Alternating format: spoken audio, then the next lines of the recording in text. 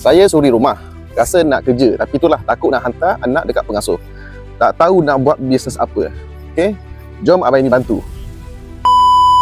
Sebenarnya suri rumah pun layak untuk dapat pendapatan 4 dan 5 angka macam ni dengan hanya online bisnes dekat rumah. Janji kena buat dengan cara dan sistem yang betul. Ramai suri rumah yang nak ada kerja, nak ada duit sendiri. Walaupun suami dah bagi, tapi mereka still lagi nak merasa duit gaji sendiri. Tapi pada masa yang sama, mereka takut nak tinggal anak dekat pengasuh. Ini Kak Zu, ada 5 orang anak. Okay? Dia pun sama macam suri rumah yang lain, nak kerja dan nak ada duit sendiri. Tapi dia pun tak sanggup nak tinggal anak. Tapi perancangan Allah tu sangat hebat ya.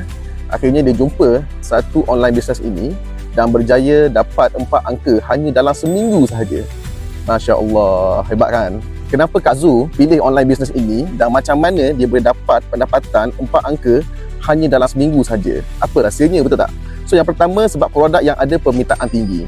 Okay? Bukan hanya di Malaysia sahaja tapi juga di luar negara. So Kak Zu ni dia dapat untung dalam ringgit Malaysia dan USD.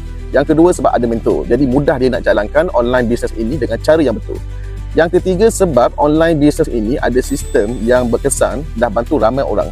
Jadi dia hanya datang kat sini, follow dan tiru sahaja. Mudah kan? Jadi kepada suri rumah kat luar sana atau mereka yang nak belajar macam mana nak buat online business sampai dapat untung 4 hingga 5 angka macam ni, jemput ke bio abang ini, boleh baca dan kaji dulu ya.